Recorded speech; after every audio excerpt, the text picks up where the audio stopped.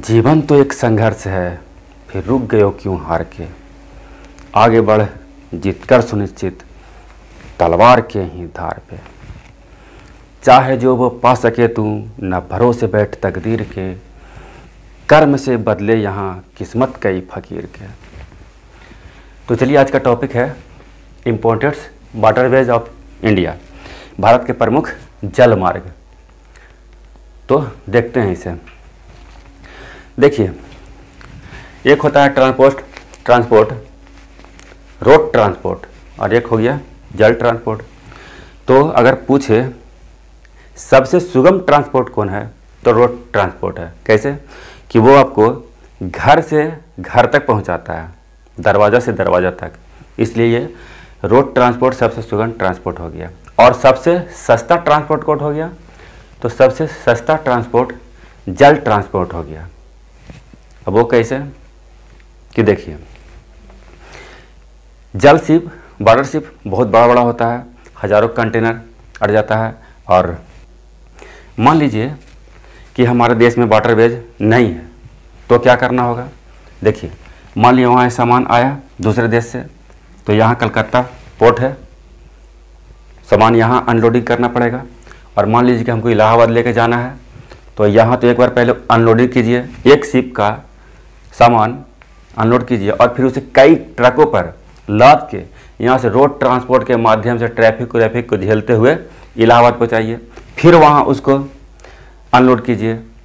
कितना खर्च आया पेट्रोल वगैरह में, लोडिंग अनलोडिंग में। तो सामान के दाम बढ़ जाता है, इस तरह से बढ़ गया सामान के दाम।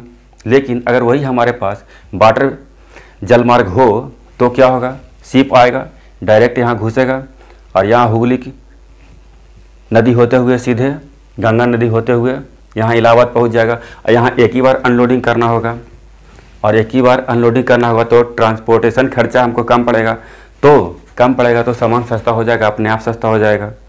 तो जल मार्ग बहुत ज़रूरी है सामान को सस्ता करने के लिए, और सामान सुगमता से बिना कोई ट्रैफिक के आराम से पहुंच जाता है एक स्थान से दूसरे स्थान तक। तो इसलिए भी सस्ता होता है कि एक शिप में बड़ी भारी मात्रा में सामान आ जाता है, इसलिए भी सस्ता होता है। यहाँ कोई ट्रैफिक उतना नहीं है, ठीक है। तो चलिए, इम्पोर्टेड वाटरवेज कुछ पढ़ लेते हैं। तो देखिए, inland waterways authority of India IWAI की स्थापना 27 अक्टूबर 1986 को किया गया था, और इसका मुख्यालय है जो नोएडा में है, और नोएडा है जो उत्तर प्रदेश में है, ध्यान रखेंगे इसको। नेशनल वाटरवेज एक्ट 2016 के तहत 106 नए वाटरवेज को प्रस्ताव पारित किया गया, 106, और पहले से 5 था। तो कुल नेशनल वाटरवेज की संख्या अभी 111 हो गया 111, ठीक है। तो 111 में से हमें मात्र 6 को ही पढ़ना है, 6 ही प्रमुख है, और वहीं से सवाल आता है, ठीक है। तो चलते हैं 6 को पढ़ते हैं। तो चलिए, सबसे पहले पढ़ते हैं वाटरवेज, नेशनल वाटरवेज 1 को पढ़ते हैं। तो ये है कहाँ से कहाँ तक, तो देखिए, ये है जो हल्दिया से लेकर के, इलाहाबाद से लेकर के हल्दिया तक है। और कौन कौन से नदी पे है, तो ये इसके मार्ग में 3 नदी आता है। पहला हो गया गंगा, फिर यहाँ फरक्का के पास जब हुगली नदी कटती है, तो हुगली, और कुछ दूर तक वहाँ गंगा को भागीरथी के नाम से भी जाना जाता है। तो भागीरथी 3 नदी हो गया, गंगा, भागीरथी और हुगली, ये 3 नदी पे जल मार्ग 1 है, और इलाहाबाद से लेकर के हल्दिया तक। और कितने राज्यों में, 4 राज्यों में है ये, उत्तर प्रदेश, बिहार, झारखंड और पश्चिम बंगाल, 4 राज्यों से होकर गुजरती है। और ये सबसे लंबी जल मार्ग है, 1620 किलोमीटर इसका दूरी है। सबसे लंबी जल मार्ग 1620 किलोमीटर दूरी है, ठीक है। देखिए, दूसरा जल मार्ग कहाँ है तो दूसरा जल मार्ग है जो असम में है, यहाँ असम में, और यह ब्रह्मपुत्र नदी पे है। ब्रह्मपुत्र नदी मानसरोवर झील के पास से तिब्बत से निकलती है, और अरुणाचल प्रदेश से प्रवेश करती है भारत में, और असम होते हुए बांग्लादेश में जाते हुए पद्मा नदी, गंगा का नाम पद्मा पड़ता है बांग्लादेश में, मिलके सुंदरबन डेल्टा बनाती है यहाँ और बंगाल की खाड़ी में गिर जाती है। तो इसी ब्रह्मपुत्र नदी पे बना है। और दूसरा जलमार्ग जो है सदिया से धुबरी तक है। कहाँ तक है? सदिया से धुबरी तक। इसकी लंबाई 891 किलोमीटर है। दूसरा वाटरवेज की लंबाई 891 किलोमीटर है। अब आइए, और असम में है पूर्ण रूप से। तीसरा वाटरवेज देखते हैं। तीसरा वाटरवेज यहाँ है आपका, केरला में है। केरला में यहाँ पे कई झील है और झीलों को लैगून या क्याल कहा जाता है केरला में, जैसे कि बेम्बनाद, सस्तामकोटा, वीरनपूजा, पेरियार। और केरला में झीलों को क्याल या लैगून बोला जाता है। तो वहीं पे नहर के माध्यम से जोड़ जोड़ के जलमार्ग बनाया गया है जो कोट्टापुरम से कोल्लम तक है।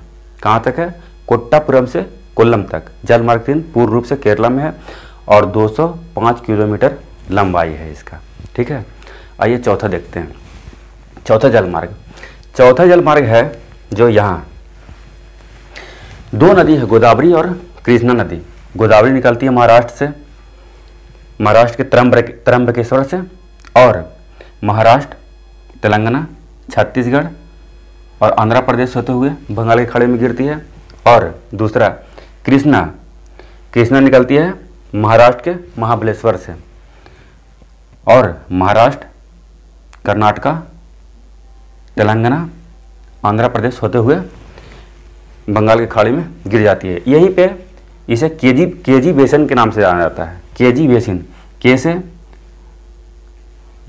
कृष्णा और जी से गोदावरी, केजी बेसिन। पेट्रोलियम उत्पाद के लिए जाना जाता है केजी बेसिन, इसको भी ध्यान रखेंगे।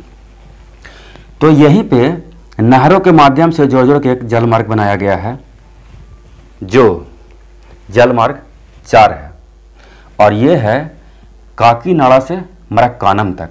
काकीनाडा से मरक्कानम तक, और बीच में एक इलुरु नहर भी है। और भी कई नहर है, ये मेन नहर का जिक्र कर दिए हैं। और यह 2 राज्यों में फैला हुआ है, आंध्र प्रदेश से ले करके तमिलनाडु तक फैला हुआ है। और इसकी लंबाई 1095 किलोमीटर इसकी लंबाई है।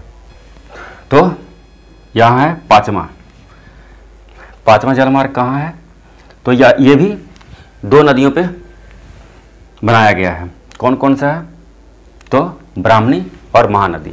देखिए पहले यहाँ झारखंड से एक नदी निकलती है कोयल, ये हो गया कोयल नदी। और दूसरा है शंख नदी जो झारखंड से निकलती है और उड़ीसा में आती है। और कोयल और शंख दोनों उड़ीसा में मिलती है और दोनों मिलने के बाद ये ब्राह्मणी नदी कहलाती है। और ब्राह्मणी नदी लास्ट में बैतरणी नदी से मिल करके बंगाल की खाड़ी में अपना जल गिराती है। और इधर हो गया महानदी है जो अमरकंटक के पठार से निकलती है। अमरकंटक में एक सिहावा श्रेणी है, पहाड़ है, सिहावा श्रेणी वहीं से निकलती है और छत्तीसगढ़, उड़ीसा होते हुए जाकर के बंगाल की खाड़ी में अपना जल गिराती है। तो यही दोनों नदी पे बनाया गया है कि नहरों के माध्यम से, यह भी है जो नहरों के माध्यम से जोड़ जोड़ के बनाया गया है। कहाँ से कहाँ तक? तो तालचर से धामरा और धामरा से पारादीप तक। ठीक है, और इसका कुछ भाग पश्चिम बंगाल तक भी है। तो ये भी 2 राज्यों में है, उड़ीसा और पश्चिम बंगाल तक जलमार्ग 5 विस्तृत है। तालचर से धामरा, धामरा से पारादीप तक, और इसकी लंबाई 623 किलोमीटर है। इसकी लंबाई 623 किलोमीटर है। अब छठा जलमार्ग देख लीजिए। तो छठा जलमार्ग है जो भी पूर्ण रूप से असम में स्थित है और बराक नदी पे है। बराक नदी को देख लेते हैं। बराक नदी है जो मणिपुर से निकलती है और नागालैंड, असम, मिजोरम होते हुए बांग्लादेश चली जाती है और बांग्लादेश में जाकर के ब्रह्मपुत्र नदी में मिल जाती है। ठीक है, और यही बराक नदी पे असम में लखीमपुर से भांगा, यह हो गया लखीमपुर से भांगा, लखीमपुर से भांगा तक जलमार्ग है 6, जिसकी लंबाई 121 किलोमीटर है। कितना है? 121 किलोमीटर। आइए इसको एक बार ट्रिक से रिवीजन कर लेते हैं। ट्रिक है है साधु को कोई काम, तब से लब है इनको। क्या है ट्रिक? है साधु को कोई काम, तब से लब है इनको। तो देखते हैं। तो जल मार्ग 1 है, हा से हो गया हल्दिया और ई से हो गया इलाहाबाद, हल्दिया और इलाहाबाद। और ये वाटर वेज 1 है जो सबसे लंबी है, 1620 किलोमीटर और 4 राज्यों से होकर गुजरती है, उत्तर प्रदेश, बिहार, झारखंड और पश्चिम बंगाल। एक बात और, यह 3 स्टेप में इसको विकसित किया जा रहा है। पहला स्टेप है जो हल्दिया से लेकर के फरक्का तक एक स्टेप है, फिर फरक्का से लेकर के पटना तक दूसरा स्टेप है, और पटना से लेकर के वाराणसी तक तीसरा स्टेप है। 3 स्टेप में इसको विकसित किया जा रहा है। ठीक है। दूसरा जलमार्ग साधु, साधु से क्या हुआ? सा से सदिया और धू से धुबरी, असम में पूर्ण रूप से है। तीसरा हो गया को कोई, यहाँ पर ई है जो साइलेंट है, इसको ध्यान रखिएगा, ई है जो साइलेंट है। को से हो गया कोट्टापुरम और एक और को से हो गया कोल्लम, कोट्टापुरम से कोल्लम। साधु को कोई, ई साइलेंट हो गया। आगे हो गया काम, तो का से हो गया काकीनाडा और मा से हो गया मरक्कानम, चौथा हो गया। और ये है जो 2 राज्यों में आंध्र प्रदेश और तमिलनाडु में है। और तप, ता से हो गया तलचर, पा से हो गया पारादीप, तलचर धमरा पारादीप है ये। तो ये भी 2 राज्यों में उड़ीसा और पश्चिम बंगाल तक विस्तृत है। और लब, ला से हो गया लखीमपुर, भा से हो गया भंगा, 6 पूर्ण रूप से बराक नदी पे असम में है। तो ये प्रमुख जलमार्ग है जिसकी चर्चा कर दिए हैं और यहाँ से सवाल आते हैं। वीडियो देखने के लिए बहुत बहुत धन्यवाद। जय राम जी की।